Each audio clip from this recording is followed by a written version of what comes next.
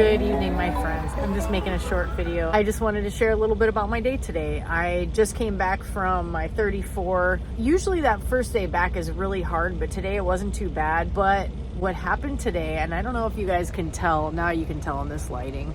Can you see how my cheek is starting to bruise and it's kind of red and it's a little bit swollen? Yeah, that's because, sorry, that's like way better light. I was at an unload. I was unloading biodiesel. Went to pull one of the hoses off of where it was attached to the trailer. And sometimes anyone who hauls fuel will understand this better than anyone who hasn't. Like if you haven't, it's something that wouldn't make sense to you. But there's liquid in these hoses that's heavy, right? And it varies. The weight varies based on whatever the material is. But bio is the heaviest thing usually that I haul. Sometimes you can drain out whatever is residual in that hose into the ground, and you should be able to, but sometimes based on like the length of the hose relative to like where you parked the truck between the drop and whatever, I'm not saying it right because I'm having a hard time finding words, but because of that weight, it can make it awkward to pull the hose off of the trailer. You know where this is going. It was like kind of stuck on there. I pulled it just the wrong way and bam, right in my cheekbone. It's actually not that bad considering how it felt at that moment, but another driver who's this super nice guy who has helped me out with a couple of things in the past, he had just come over to say hi. He was done with his shift and he just came over to ask me how I was doing. At that moment, it was right before it was finished draining and I was about to switch it over, and I thought he was waiting on me, but I think he was just done with his day. So I'm doing this as I'm talking to him. And when the pipe hits my face, it stunned me for a second because it hit me kind of hard, like hard enough to hear it. I thought it would be worse than it is. And I dropped the hose on the ground, not realizing how much bio was still in it. So it started to spill everywhere. My phone was on the ground, it started spilling on my phone, all this stuff. And he immediately caught it, set the hose back up so it wasn't draining more than it already had, went and grabbed pads out of his truck to start sopping it up. Because I was just like, I was out of it for a second. It was just a funny thing that happened today, and I just felt grateful that it didn't run into my teeth instead of my nice hard cheekbone. So I got some ice, and I iced it a little bit earlier, and I'm going to ice it a little bit more, but I think there's a chance I could end up with a pretty gnarly little bruise. But that's the second time in a couple of weeks that I have made a similar mistake. The last time I did it, it hit me right here and it made a little bit of a bruise. It was not as hard though. This time I hit it a lot harder, and it was a lot more surprising because I didn't feel like I was having that hard of a time pulling the hose off. It was partly the weight of the residual bio in the hose because I hadn't drained it out the way I thought I had. So that like created this weird tension on the hose that made it hit me when I pulled on it.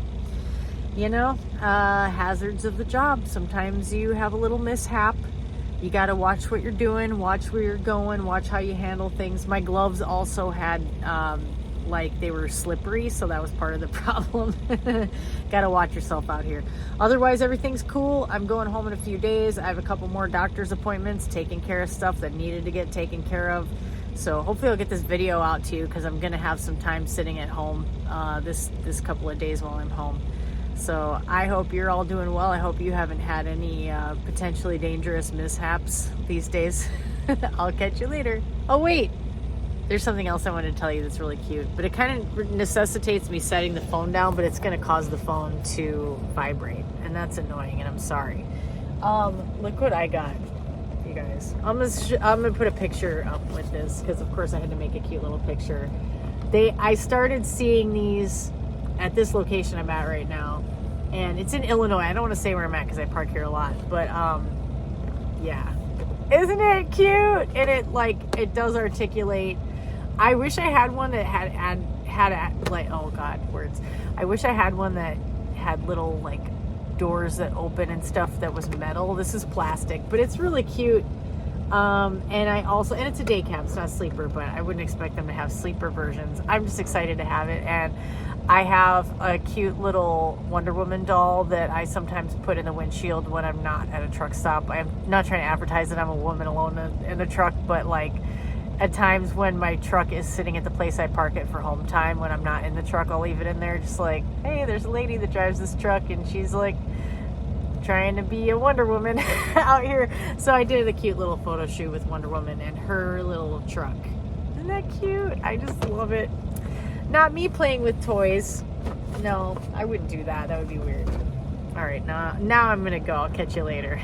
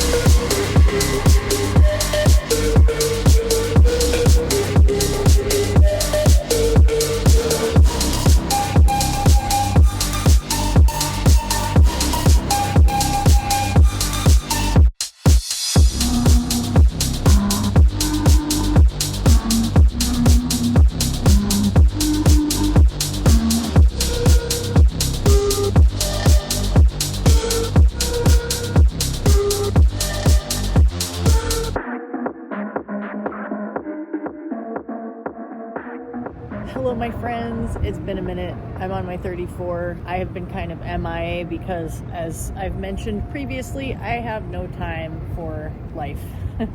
I've definitely been struggling with various things, with physical pain and with not being in a good headspace, because that's just the natural outcome when you work to an extent that you don't have adequate time for self-care. There's going to be a certain level of fallout that is inevitable. I don't see a way around that, because humans have needs, all kinds of different needs, and it's just not quite possible to meet those needs and to be like well-rounded and totally healthy when you work at a certain level of intensity all the time without enough relief. So I'm just going to try to keep this kind of brief because I only have this 34 and I have another 5 days out, and that'll be my third set of 5 days. Then I will be heading back home to Chicago for a few days, and I can't wait. The last time I was on home time, normally when I'm on home time is when I will try to get a video out or like do some video editing. But the last time I was home, I actually got a colonoscopy. I know it's kind of weird maybe to share, like some people might think that's TMI, but I want to sort of advocate for those types of healthcare practices when you're able to do them. And I'm super grateful that I have really good health insurance that made it so I could do that and not have a huge bill. Thank goodness. I'm in my mid-40s. It's the time to do that kind of thing. My grandfather had colon cancer, and so that increases my risk of having colon cancer. And I've always been one of those people that's kind of like, oh, those things aren't going to happen to me, you know. Or I tell myself, like, I just don't let myself go there, really. It's not like I assume it won't, but I try not to let myself think too much about it, because it's too easy to go down a rabbit hole. But it's better to have information about your health than to just sort of like hope that nothing goes wrong. And for the longest time, I didn't have any health insurance, and I was on the Hope health plan. So now that I actually have good health insurance, it's time to take care of the things I've been putting off. So anyway, I wanted to show something to you guys. In the clip before this, you'll see some video from that last weekend when I was home. I did get out and go paddle boarding kind of gingerly because I wasn't feeling very energetic, for reasons that may be obvious if you've ever had a colonoscopy.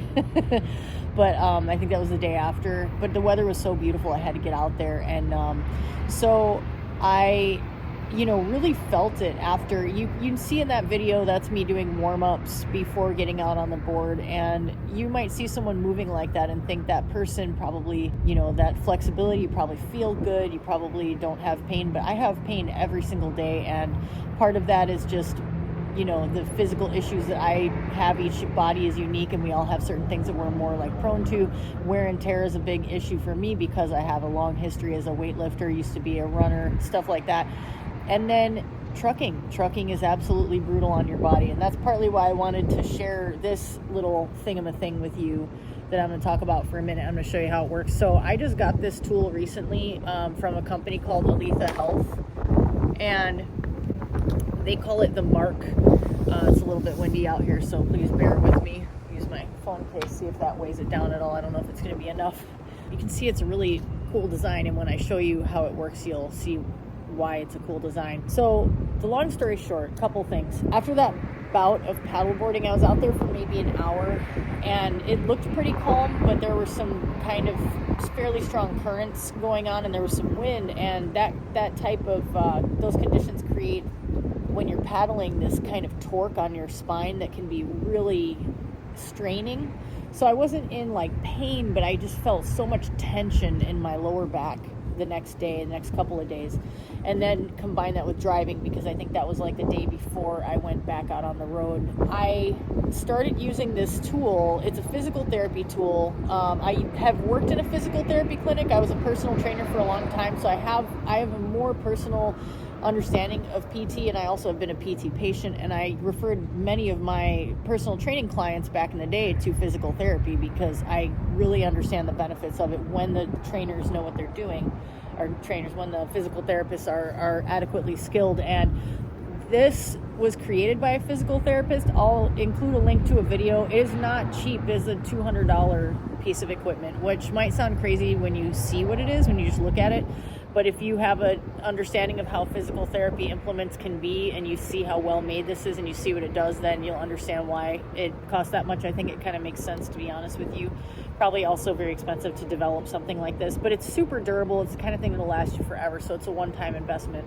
But I'm not, I have a tiny presence on the internet. I'm not getting, anything out of promoting this. I am going to send them a link to my video, and if they want to do anything for me, they can send me an extra one, because I'm going to I want to get one for my best friend who's a yoga instructor. I think the more people that know about these types of things, the better. But basically, get to the point. What is the thing? This is a tool that allows you to get some really deep stretching into your hip flexors in a way that you can't really get with other just stretches where you're just holding your body in certain positions, because this gets deep. I'll include a link to a little video with the creator of this tool showing how, what, anatomically what muscles you're stretching and how to use it, but I'm just going to show you how I use it real quick. So basically what I'm doing is I'm getting into these deep hip muscles that are the iliacus. I think it's the iliacus. And I watched the video a while ago, and I should know these things as someone who did this stuff for a living. But anyway, so you place it on the ground, and you can see here. Let me move the camera so it's more in a side view so you can see it a little bit better. Okay, so you lift the hip and you place it right inside the hip bone, and this piece is going to go flat on the ground, so it's just going to rest on the ground. And now if you're really tight, you might actually hold your leg out to the side, kind of like that, with your knee bent. You like these forehead veins? But I'm able to keep my leg straight, and that's comfortable for me. Okay, so you can see how it's digging in there pretty deep. And then I like to take some deep breaths and let myself kind of relax into it a little bit more. And when I'm talking, I'm not going to be able to get as relaxed as I would like to get, trying to get a good view so I can talk to you and you can see my face, but also you can see what I'm doing. It would be better if I wasn't talking and I could fully relax into this. So I'm just kind of showing you to give you an idea. But then when you're fully relaxed into it and it's pressed out, so it's like the inside forward-facing part of the pelvis where those hip flexors attach into there. If you picture yourself sitting and how those muscles attach from there into the inner thigh basically, and how if you're sitting all day long in a truck seat, how those muscles can become tight and shortened. Then when you're standing, you can feel so much tension in your back, and that's something that I really feel, especially first thing in the morning after a long day of driving. So this helps a ton. I've been doing this several times a day, and I feel it relieving a lot of that tension. So then you just put some pressure on the handle, and it gives a really nice sense of release. I'm not giving you all the details on how to use this. I'm just kind of showing you how I use it, but I would strongly recommend, if you want to get something like this, even if you're not sure, watch the video, and when an actual PT is explaining it, you can see how well it would work, and then you move it down a little bit and kind of repeat the process. So that's how you would get that iliacus released. And I usually will hold it for like 30 seconds in each spot, and I'll do this a couple of times a day if I can. Given that I don't really have time to do like a full yoga routine, full stretching routine, any actual exercise except when I'm on my 34, when I always get a workout in, this is a small thing that gives me a pretty significant amount of relief. So then the other area you want to target is a little bit farther inward, and that's your Soaz. And the Soaz is responsible for a lot of back discomfort for people. So for the Soaz, I'm targeting like versus like here for that iliacus, I'm going in a couple of inches basically. I used to use I want to just throw this out there because not everybody can spend $200. I used to use a small ball, like a lacrosse ball. You can usually find them at like a Play It Again sports type used sporting goods store for a couple dollars. It's not going to do the same thing this does, but it is one way that you can get in there into your Soaz without spending $200. But it's not going to be the same as using a tool like this, because this is a lot more targeted and specialized. It's a hard plastic, but I feel like because it has that sort of like, it's bendable, I feel like it's a little more, I don't want to say forgiving because it is really hard, but anyway, when you're on the Soaz, it can be extremely tender for people. So if you're going to try something like this, I would recommend going very gently. But when you rest your weight on it, even without putting pressure on the handle, I can feel it releasing in my hip and in my back. It's hard to describe. It's a very unusual feeling because it's a hard feeling to create without the right type of tool and without positioning things correctly. But it's a little uncomfortable but not painful, and it's one of those things like when you get a massage where something feels kind of like unpleasant in the moment but you can tell it's helping. That's what this is.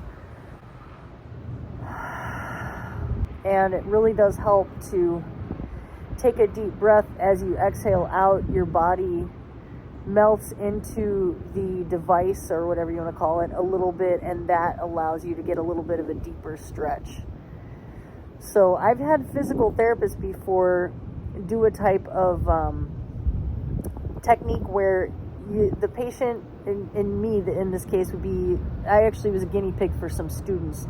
I was laying on my back and the physical therapist used their fingers to press into this same place where I'm putting this now, and they actually have to sort of like work their fingers in between like the intestines, which I know sounds gross, but it's because the Soaz attaches into the front part of the spine, the forward facing part of the spine. So that's why it's so difficult. Like I do a kneeling hip stretches, and like for example, I'll do stretches where I'm laying down where you can stretch like this and get your quad stretched, but it's really difficult to get in there and target that deeply. So this thing, very cool, highly recommend it. I'm being long-winded, but I hope someone out there sees this and finds it helpful. Aletha Health, let me see if I can get it to focus here. There we go. The Mark, they have a couple of other tools too, but definitely give them a look. And if you're somebody who has chronic back pain, think about it like this. $200 is not cheap, but $200 will buy you about maybe 25 minutes with a good physical therapist, because you can pay out of pocket, but that is very pricey. If you were to try to use insurance, getting it approved is unreasonably difficult, because I could go on my rant about American healthcare and I won't. I feel like I don't have a leg to stand on because I have such good insurance now, and I'm just so incredibly grateful for it. Thanks, Gemini. Thank me for all my hard work that I'm earning it. But anyway, that's all I got. I'm just going to leave it at that. This is going to be a real short video, just checking in. I am working back down in good old Missouri, but it's not misery right now. The weather is nice. It's turning to fall. I don't know about you guys, but I'm so excited about feeling the cool breezes coming through. I also can't be mad at Missouri now that I know that I know of Chapel Roan. I'm new to the party, and I'm like enamored with her, and she's from Missouri. So, I love you, Missouri. So that's all I got. I hope you all are doing well, and I'm sorry I've been so absent, and I would love to be more present on my channel and making videos a couple times a week like I used to, but it's simply not even remotely doable. So thank you guys for watching, and I will catch you in the next one. Yeah.